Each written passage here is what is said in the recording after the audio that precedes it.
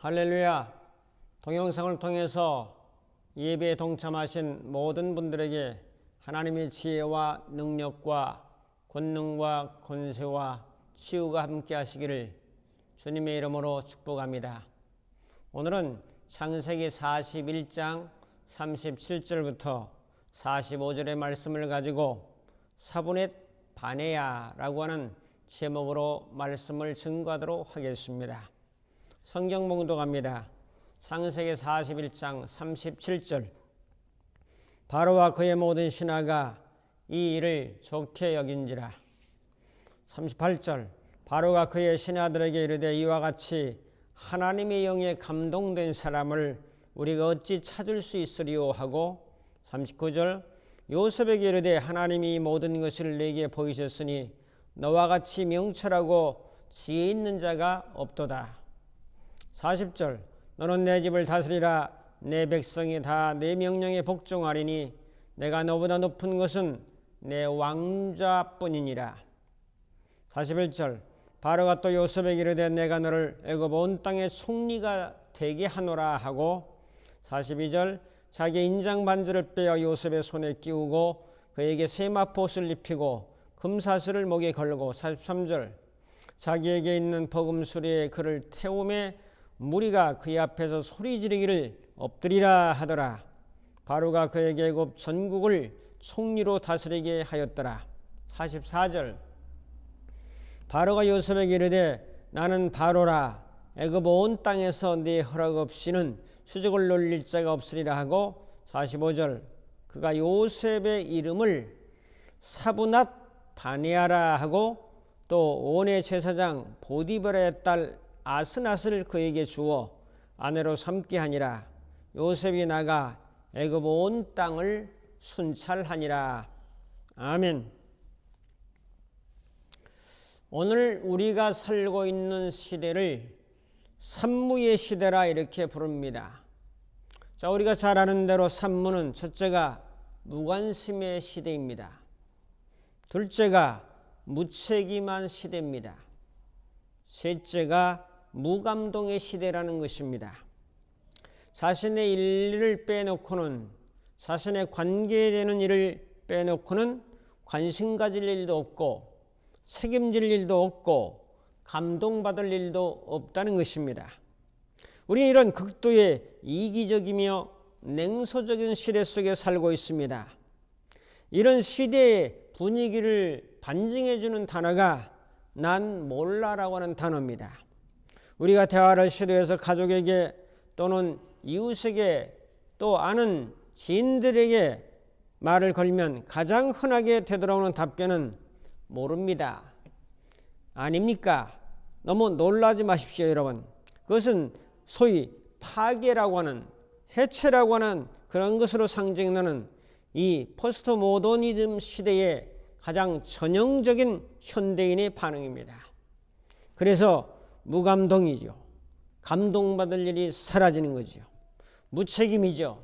그래서 책임지려고 안 하는 거죠. 또 이제 무관심이죠. 다른 사람이나 다른 사람의 일이나 관심이 별로 없는 것을 우리가 보면서 산무시대 속에 우리는 살고 있다 해도 과언이 아닙니다. 주님은 말씀했습니다. 피리를 불어도 춤출 줄 모르고 곡을 해도 올 줄을 모른다고 이 시대를 2000년 전에 예수님의 시대를 이제 말씀했습니다. 그때 당시도 그렇다면 지금도 똑같은 시대 속에 우리는 살고 있지 않는가 생각해 보게 됩니다. 마음이 덤덤해지며 감동이 없는 시대, 또 이 시대에 필요한 말씀은 뭐냐? 바로 감동이 있는 그런 사람, 그런 신앙. 무슨 감동? 오늘 성경은 영적인 감동이 있는 시대를 말씀하고 있습니다. 오늘 요셉이 바로 영적인 감동이 있는 사람으로 오늘 본문에서 소개되고 있습니다.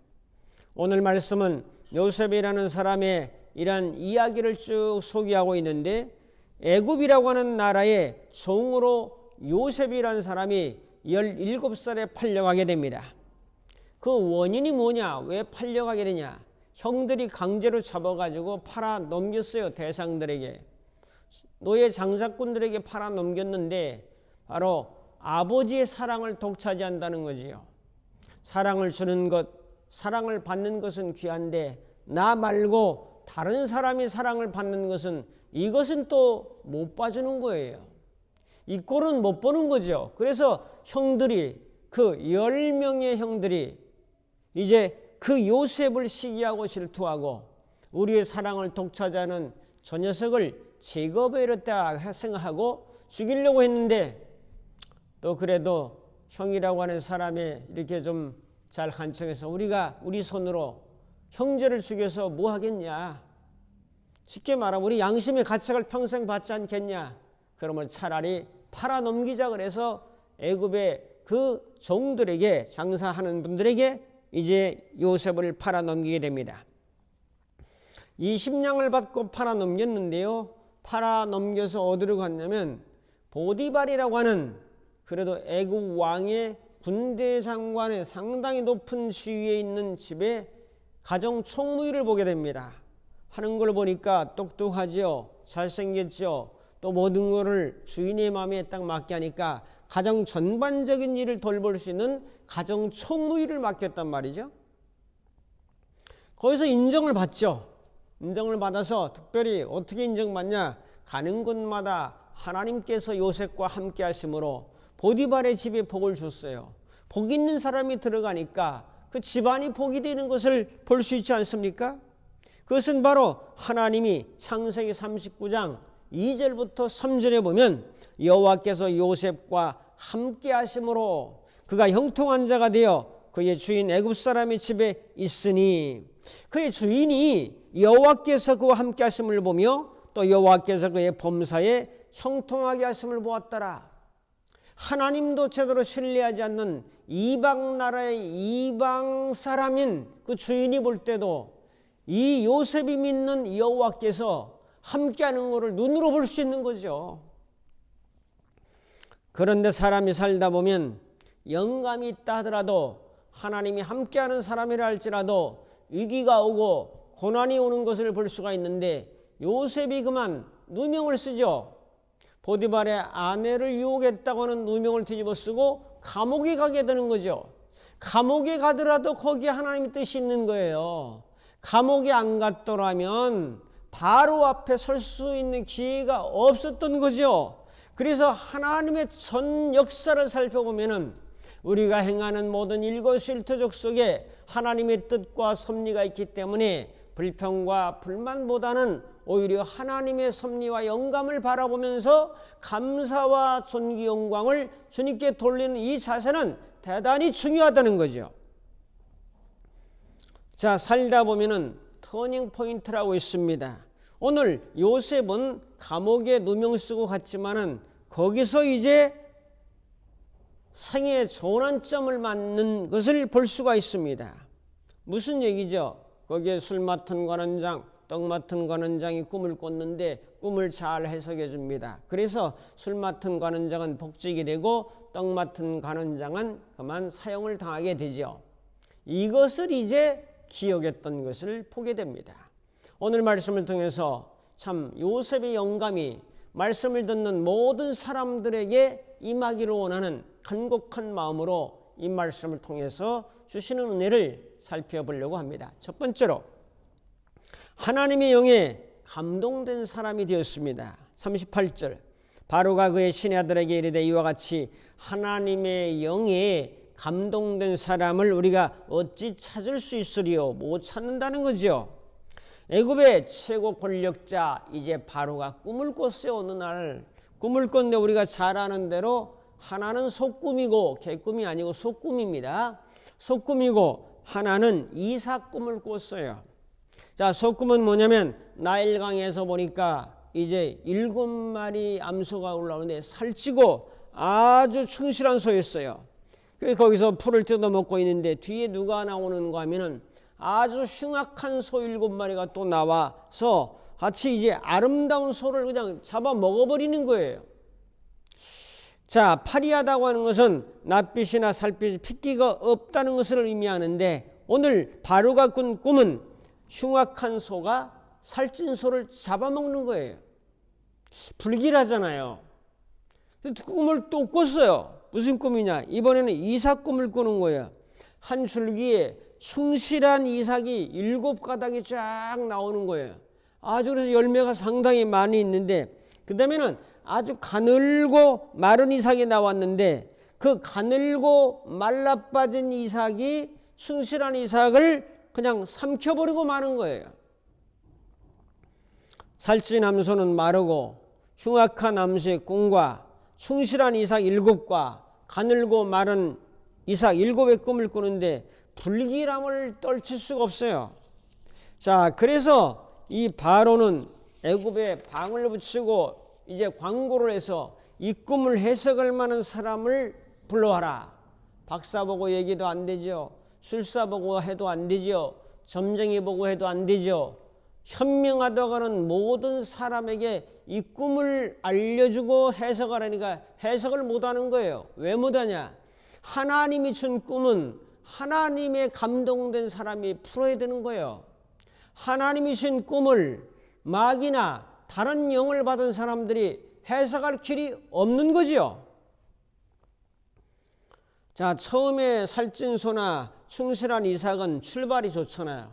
근데 두 번째 아주 흉악한 소라든지 말라빠진 그런 이삭은 징조가 좀 불길하잖아요. 그것도 7가닥씩이나 나오는데, 요셉은 전에 감옥에서 꿈을 해석해 줬던 술 맡은 관원장이 기억을 하게 됩니다. 여러분, 그러므로 선을 베풀고 선을 행하고 넉넉한 마음으로 대하면 나중에 그 끝의 결과가 좋은 것을 요셉의 생을 통해서 살펴볼 수 있습니다. 자, 그래서 제가 전에 옥에 있을 때에 요셉이라고 하는 그런 소년이 있었는데, 그 소년이 꿈을 아주 잘 해석해서 제가 복직했던 경험이 있습니다라고 왕께 정중하게 아릅니다. 그래? 그런 사람이 있으면 빨리 불러와라. 내 이 불길한 마음이 이게 심상치 않단 말이야. 그래서 요셉이 머리하죠, 이발하죠, 옷을 입죠, 목욕하죠. 왜? 왕 앞에 서야 되니까. 그래서 왕 앞에 딱 섰습니다. 그래서 해석을 해주는데, 흉악한 소 7, 또 아주 충실한 소 7, 또 아주 충실한 이삭, 아주 말라빠진 이삭. 그래서 이것은 뭐냐? 살찐 소라든지 또 충실한 이삭은 7년 풍년이 애굽에 들 겁니다. 흉악한 소나 말라빠진 그런 이삭은 7년 흉년이 들 겁니다. 그러므로 왕은 이 7년 풍년 때 대비해서 이제 잘 저축해서 7년 흉년을 대비하지 않으면 큰 어려움을 겪게 됩니다 라는 해석을 해줬어요. 그래서 하는 말이 38절에 이와 같이 하나님의 영에 감동된 사람을 어찌 찾을 수 있으리요? 자, 사랑하는 성도 여러분, 하나님의 영에 감동된 사람, 이게 중요하죠. 제가 이 말씀을 좋아하거든요. 하나님의 영에 감동된 사람, 영감이 있는 거죠. 사람은 감이 3가지가 있습니다. 나무의 감이 아니죠. 그 첫째가 뭐냐면 체감입니다. 몸에서 느끼는 감각, 시각, 청각, 후각, 미각, 손으로 만지는 촉각, 이 오감이 체감입니다. 몸에서 나타날 수 있는 감각. 그 다음에 심감, 두 번째로 마음의 감각이죠. 이해감이나 또 어떤 육감이나 이걸 식스센스라고 하는데, 이런 정신적인 감동, 또 마음에서 느끼는 어떤 감동, 이런 것들이 심감입니다. 마음의 감동, 마음의 감각. 그 다음에 작은 세 번째가 영감입니다.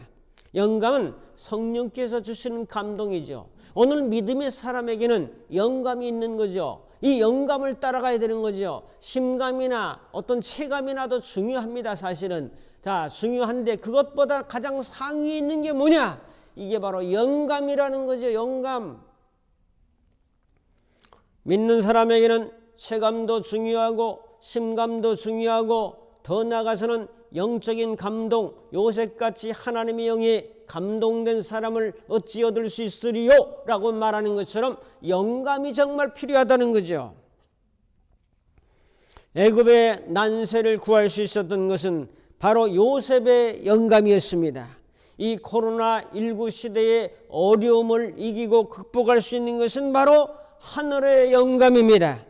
성도들에게 정말 필요한 것은 하늘의 영감입니다. 체감이나 심감 정도 가지고 되는 것이 아니라 이 시대를 분별하고 미래를 바라보며 준비하며 살아갈 수 있는, 풍부할 때에 흉년 때를 준비하고 살아가는 이러한 영적인 감동이 필요하다는 거죠. 어떻게 영감을 얻겠습니까? 말씀을 볼 때 영감을 얻습니다. 소리내서 읽으라고 말씀드렸죠. 하나님 말씀을 낭독하며 또한 묵상하며 연구하며 공부하며 암송하며 하나님의 말씀 안에 들어가게 될 때 영감을 얻습니다. 이 말씀을 붙들고 우리 하나님께 기도하며 교제할 때 영감을 얻습니다. 하나님의 이름을 높여드리며 찬양할 때 영감을 얻습니다. 또한 이 환경 속에서도 하나님께 맡기고 믿음으로 살아가게 될 때 영감을 얻습니다. 성도 여러분, 영감이 필요한 시대, 영감이 중요한 시대, 영감의 사람, 성령의 영적 감동이 여러분의 심령 속에 살아 움직이기를, 터져나가기를 주님의 이름으로 축복합니다. 두 번째로 요셉이 애굽의 총리가 되었습니다. 39절부터 43절인데, 아니 요셉이 누굽니까? 가나안 땅에 팔려왔던 종입니다. 노예입니다. 여러분, 이 젊은이가, 노예 같은 젊은이가 총리가 된다는 게 말이 됩니까? 17살 때 팔려와서 이제 30세 총리가 되는데 말입니다. 이것은 하나님께서 요셉에게 주셨던 바로 영감 때문이었어요. 꿈을 해석하며 미래를 예측하는 해안이 있었고, 이 해안을 인정받아서 애굽의 총리까지 되는 것을 바라보게 됩니다. 우리 성도님들도 미래를 살아가는 지혜를 가지고 미래를 준비하며 살아가야 될 줄로 믿습니다.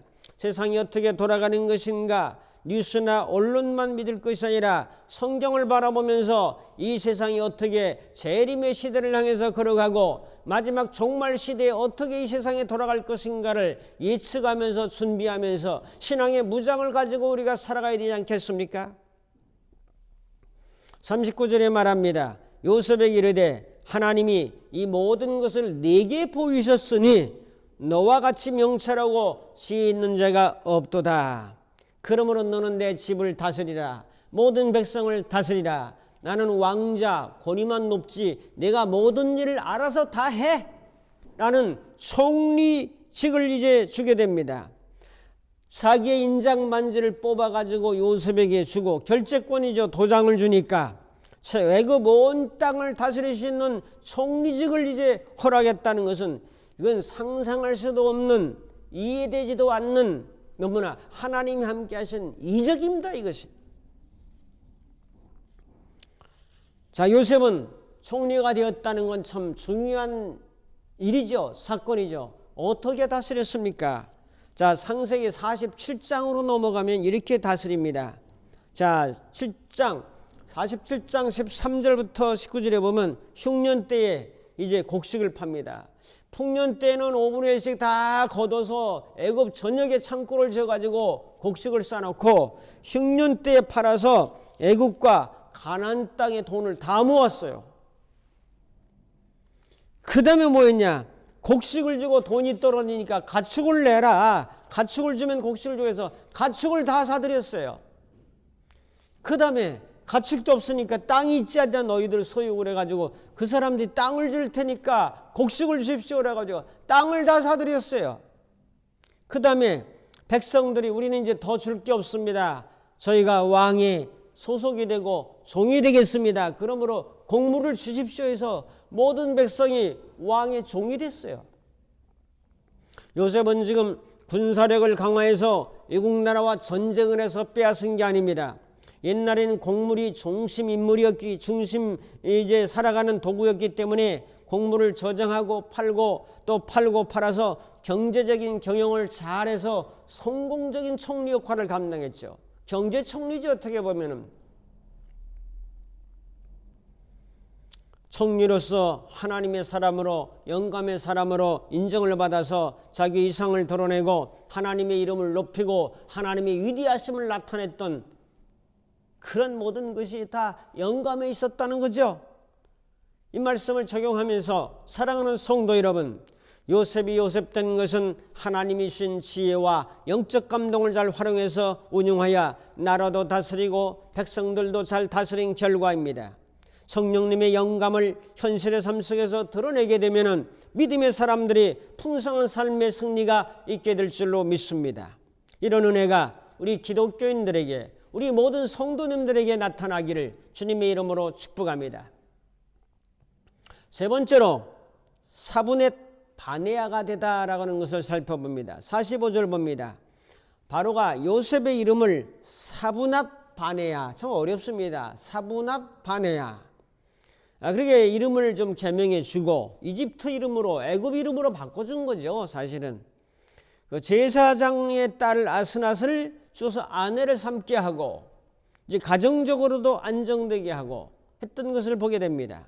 자, 요셉이라고 하는 뜻은 아들 낳기 경쟁에서 11번째 나니까 더했다, 그래서 더함이라는 뜻, 또 여호와의 돕는 자라는 좋은 뜻의 이름을 가지고 있습니다. 그런데 이런 이름이 있음에도 불구하고 사브넷 바네아라고 하는 이름으로 바꿔주는데, 이 사브넷 바네아는 하나님이 말씀하시고 그분이 살아계시다, 이집트의 애굽의 뜻은 그래요. 근데 히브리서 해석은 비밀을 알려주는 현자, 더해주고 여호와께서 이제 도와주시니까 비밀을 알려주는 지혜로운 사람이다. 근데 이 둘을 합치면은 또 다른 해석이 있어요. 생명의 구원자다라는 그런 뜻이 있습니다.